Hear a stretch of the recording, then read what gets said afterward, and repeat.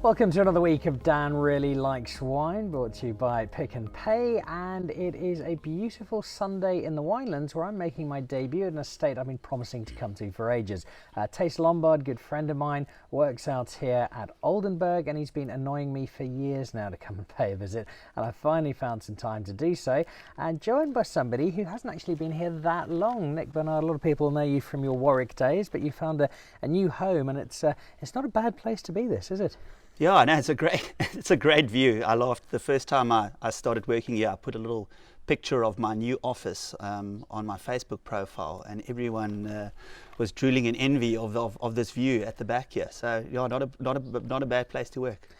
You left Warwick after a good stint there. You did some wonderful work. We see winemakers move around from time to time. What is the motivation? Personal growth, new challenges? Yeah, I mean, I was at Warwick for 8 years, and I think I did what I needed to do there, and I was approached by Oldenburg for this position, and I mean, what a stunning venue. I think we've got some beautiful terroir here, and I just think that the best of the terroir hasn't really been pulled out yet. So very small production here. We're only focused on estate wine. And it just gave me a chance just to, put my stamp down and really give this property, what it deserves. We've also just built a brand new cellar. So before we were doing everything at a custom crush facility. And as you know, the custom crush facility, how it goes, you might have your 10 tons of grapes, and you want to maybe separate it into 3 tanks. And when you arrive there in the afternoon, the guy says, well, you've only got 1 tank, and there you go. So we've built our own cellar, and we've now really putting a lot of attention to detail into our wines. We've got a cold room here where we can cool it down. We've got lots of small tanks, and we can really micro vinify everything, because this terroir is very different. Lots of different soil types. We've got this hill in the background called Rondekop, which has got different aspects, different winds which funnel through it, and ideal is to pick everything separate and give it its best chance. Your wine that you're making here has some fairly stiff competition for star attraction, because as you can see, the view is magnificent, but it is wine that's developed, I'd almost say, a cult following. You've got a really dedicated band of followers. I know you pack tastes off around the world to distant corners of the planet to spread the gospel, and it's going really nicely for you, and it's wine I've always enjoyed. And you've got 3 for us here today, and it plays across 3 different ranges. Yeah, We've got 3 ranges. We've got the CL range, which we'll be tasting today, which is a new concept range that we've brought out. If you look at the packaging, it's got CL with the smaller sign. Now, for us that have had some scientific background, that means smaller than, and actually it's just a play on Oldenburg being cooler than Stellenbosch. So it's CL refers to the license plate. CL is the license plate of Stellenbosch. So we've got a white, which is a Chenin Chardonnay, and then a red, which is a Shiraz Merlot blend. So these are 2 new wines that we've brought out. We've just released them now. And then we've also got our Oldenburg Vineyards range, where we have a Chenin, a Chardonnay, a Grenache, which we've got a small little block of. We also make a small amount of Viognier, and then a Cab and a Cab Franc in the range. So and then on the top end we've got our Rondekop range, which is like a type of a reserve range. Rondekop is this hill in the background here, and all those vineyards are growing straight off the top of this hill. So we have the Rhodium, which we'll be tasting today, which is a Merlot and Cabernet Franc blend. So and then we have a Syrah in this range too, which is called Stone Axe, and it's a reserve Syrah. All right, well, you have whetted my appetite with the verbal introduction. Let's meet them in person, starting with, imagine, with a CL? Yep, let me pull the CL. So we've also just gone through a big change with our labels. So we've done a little bit of a revamp. We've modernized all the labels here at Oldenburg, and we're just using this really great thick paper called cotton white. I love that feel of it. It's got a really nice texture. Yeah, it's lovely. And it adds some gravitas. No, it's amazing. I think a lot of people, their first impression, especially with a brand with Oldenburg, which is quite a new brand, is that it needs to catch the eye on the shelf, and just having that the really striking label and the tactile effect that comes from the paper, might entice them to try it, and I'm sure once they've tried it, they'll love it and come back for more. All right, well, let's give it a crack then. Chenin and Chardonnay. It's not the most usual of white blends. Yeah, and it's we've only got three varieties. We've got the little bit of Viognier and Chenin and Chard. But what I love about Chenin is, especially down here in the Banguk, is that it gives a beautiful mineral element that you'll pick up on the wine. And this lovely melony, like green melon character. And then we have Chardonnay down in our riverlands where we have slightly more alluvial swirls. And then right next to us here at the tasting room, we have a beautiful rocky patch of swirl, which is about 70% rocks. And the Chardonnay struggles in it, but I mean, vines are a bit like a weed, you know, they really need to struggle to really get the best out of them. And so with the combination of that, we put it in and we put the blend together, and it's slightly oaked, so it's mostly in older oak barrels, and then we use a few eggs, you know, these concrete, and we've even got a few plastic eggs. Well, not plastic, they're made out of almost like a type of a breathable plastic material which imitates a barrel. So we put it in there, and what's nice about it is that you get the movement of the lees in this egg shape, and it never really settles. So with gravity, it just stirs and stirs the dead yeast cells, and this gives that wine, or this wine, a beautiful fatness. So it's got a nice crunch to it. It's yeah, because we know we're quite a bit colder, we get a lot of good natural acidity here. So it just makes these wines lovely and fresh. The moment I start drinking wine, I start thinking about food to go with it, and I can already conjure up a number of dishes. I could have a lot of fun with this. It's got a it's got a lovely mouth to it. I can see a couple of curries, a good bit of seafood washing down with this very nicely indeed. It would work perfectly. I was out in Franschhoek last night at a curry spot, and I had a bottle of Chenin Blanc, and Chenin and curries just go so well together. It always amazes me that doesn't catch on more, that people don't. Everyone tends to think, well, just have a beer with a curry. Yeah. But a good Chenin or Chardonnay with a curry can be an absolutely magnificent pairing. Yeah, it just breaks through that heat, and gives you a bit of freshness after the burn. All right. Sadly, we don't have any curry today. Very bad planning from Nick, but what we do have is some more wine. So one down, what are we going to have a look at next? All right, so the next one we'll look at is our Oldenburg Cabernet Franc. It's from the 2015 vintage, which was a stellar vintage. As a grape, your Cab Franc. Yes, no, definitely. We're it's one of the calling cards which attracted me to leaving my position at Warwick and coming here, into this valley. The Banguk Valley is really well known for Cabernet Franc. Just above us here, we've got Rainbow's End, and I think they make a smashing example of Cabernet Franc.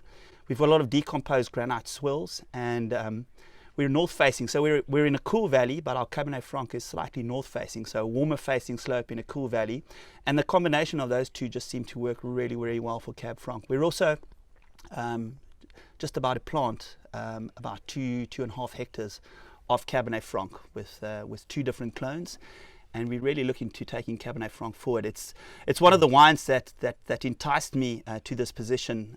When I came in for an interview, it was on a Sunday morning like this. I met Adrian van der Spey, the owner of Oldenburg, and after 4 hours of interviews, I was supposed to go home and braai for my wife and kids.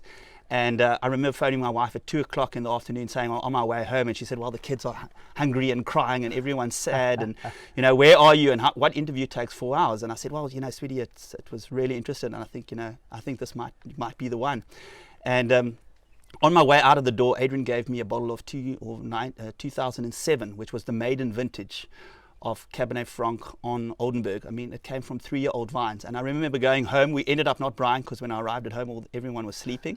But anyway, in the evening, once my wife cooled down, we opened the bottle of Cabernet Franc.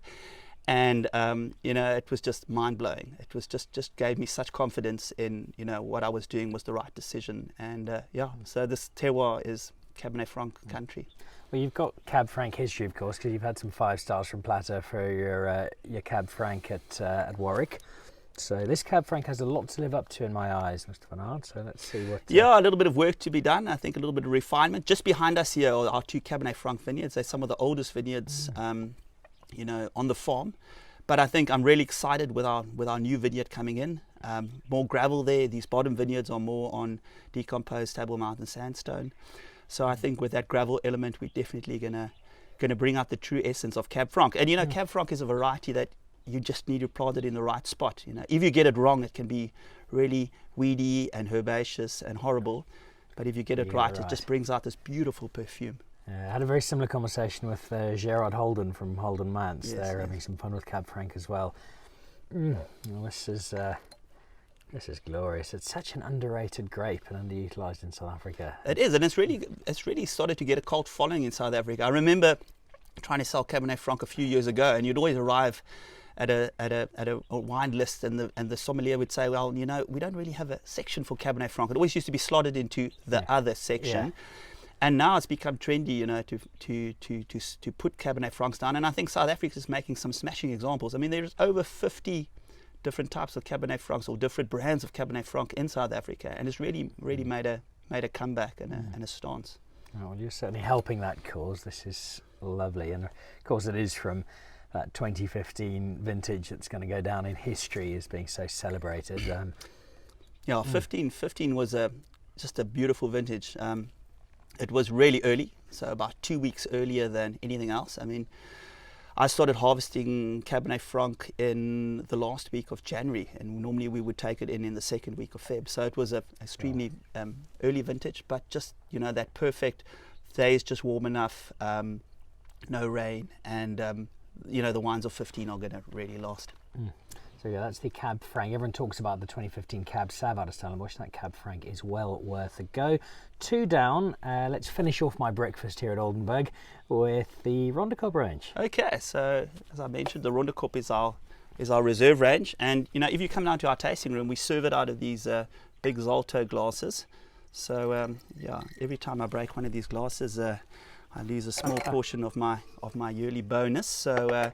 But they're you know, they're nice and big, and they really express the true essence of this wine. So this wine is a 70% Merlot, 30% Cabernet Franc blend, and it's a real play on the right bank of Bordeaux. So I started my career just as I finished from university. I headed over to Saint-Emilion, and I worked for a chateau called Chateau Angelus, which is one of the top premier crus there.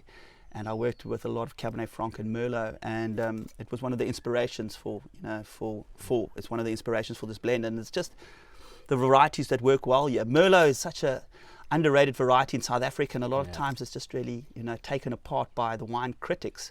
But we've all watched Sideways once exactly. too often. And little do they know that it's the number one selling bottled wine variety in South Africa. So. And it works so well on our site here. We've got numerous acclaims and awards for Merlot, so we managed to get it right. So to put these two together, I think is just a true reflection of what we can do here on the site. I think people sometimes need reminding when they lay in cheerfully but thoughtlessly to Merlot that Chateau Petrus is a Merlot, and there's some rather good Merlots around the world. They are. Right.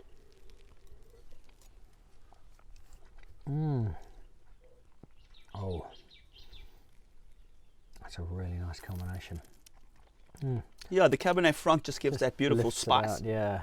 And what I love about South African Cabernet Franc is that you get this type of a cinnamony character. So whenever you're in a blind tasting and you're smelling the glass and it smells like a church bazaar with these cinnamon pancakes in the background, you know there's probably some Cabernet Franc in it. And then the Merlot just gives that lovely soft and plush red fruit that comes through on the nose.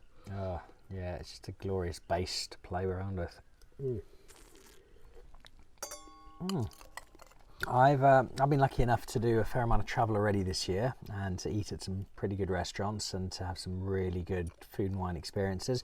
I think this is probably going to be my best breakfast of 2019. The view is splendid, the company is excellent, and the wine is terrific. So thank you very much. Nothing like the breakfast of champions, and we have no time start here. I mean, you can have a glass of wine before 10 o'clock, and it's not frowned upon. So. Enjoy it. Look like you've settled in really well. Good luck going forward. I know there's more excitement on the horizon and plenty more fantastic wine.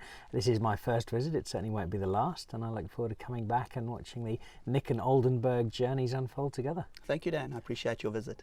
So there we go. Another week of Dan Really Likes Wine. Don't forget to log on to Pick and Pay online. All the details on screen if you want to do a little bit of wine shopping. And next time you're in the Stellenbosch area, drop in, ask for Taste or Nick. You won't be disappointed with what you find at Oldenburg.